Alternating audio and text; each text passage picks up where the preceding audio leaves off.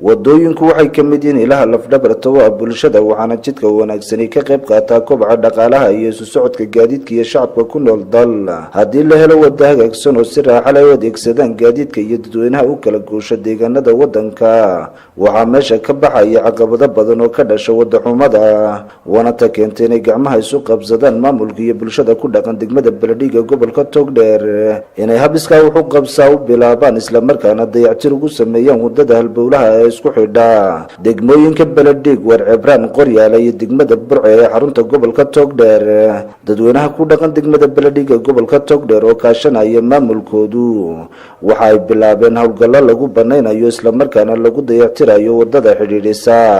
degmadooda iyo degmooyinka kale aan kor ku soo xusay, iyagoo ka gaashamanaya dhibaatooyinka isbarkan ee waqtiyada safarka ay kala kulmaan wadadaasi gaadiidka iyo dadweynaha adeegsada, kuwaasoo ay ka mid yihiin googa iyo godadka oo maalinba maalinta ka dambaysa sii kordhaya, ciidda iyo dhirta oo meelo ka mid a xidhay wadada,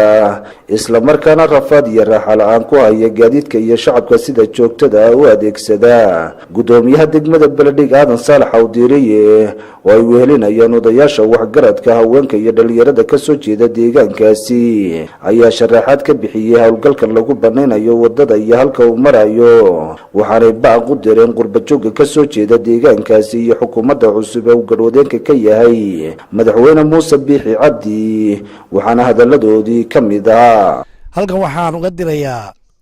tahniyad madaxweynaha imika xilka ka sii degaya ee magaciisu wan yahay Axmed Maxamed Maxamuud Silaayo oo soo gaarsiiyey halka maanta ay Somaliland marayso ee sharafta iyo maamuuska iyo waxa lagu laanloodo maanta ah, ayaan tahniyad ballaaran halkan uga dirayaa. waxaan halkan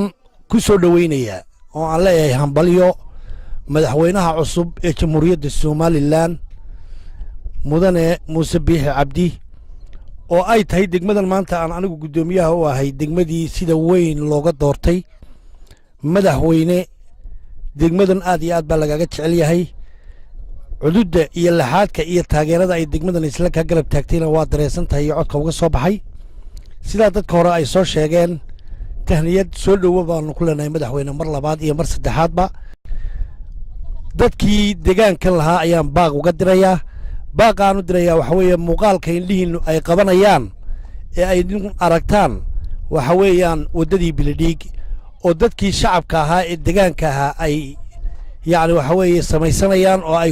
yacni waxa weeye ku hawlan yihiin. iyagana waxaan u dirayaa shacabkayga Beledhig iyo deegaankayga Beledhig iyo community localka tahniyad iyo farxad aad iyo aad u ballaaran oo waxa ay qabsadeen iyo waxa ay nala qabteen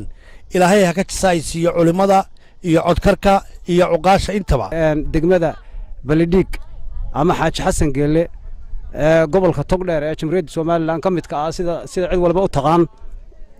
halkan aanu taaganahayna waxa weeye wadadii loogu talagalay inay tagto Burco haddii alla idmo, wadadaas oo ay bilaabeen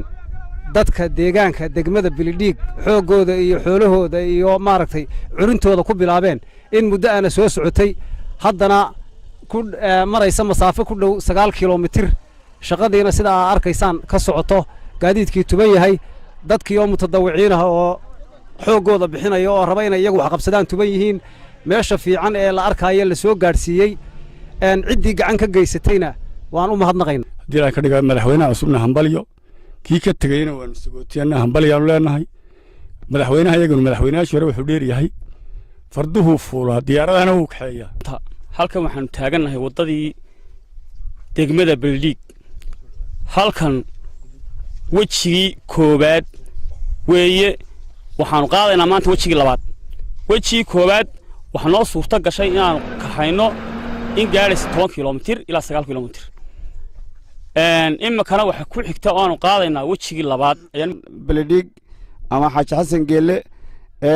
taasoo dadku yani waxay ku taallaa dee dadkii yaqaana xadka innaga iyo inoo dhexeeya muxuu ahay Ethiopia. gobolka Togdheer bay ka tirsan tahay, 170 kilomitir masaafo lagu qiyaaso ayay hawdka ka jirtaa. dhibaatadaas markii ay noqotay wax yani aad iyo aad dadka maaragtay waxyeello ugu ah, dadkani waxay ku fekereen yani inay maaragtay wadda la'aantu dhibkay ku hayso markay ka fekereen waxay go'aansadeen in iyagu iskooda iyadoo muxuu odayaashooda iyo muxuu ahay dadkooda waxgaradka iyo maamulkooda ay maaragtay waxay hindiseen inay horta dhaqaajiyaan ficil ahaan inaanu wadno sidaa dumarka iyagu jidbaha iyo gudumaha ay u sitaan ee dhirta u garaacayaan ee geedka cagaftu jarto kurtinka ay ka tagto ay u garaacayaan ayaa rag iyo dumar aan ku wada soconnaa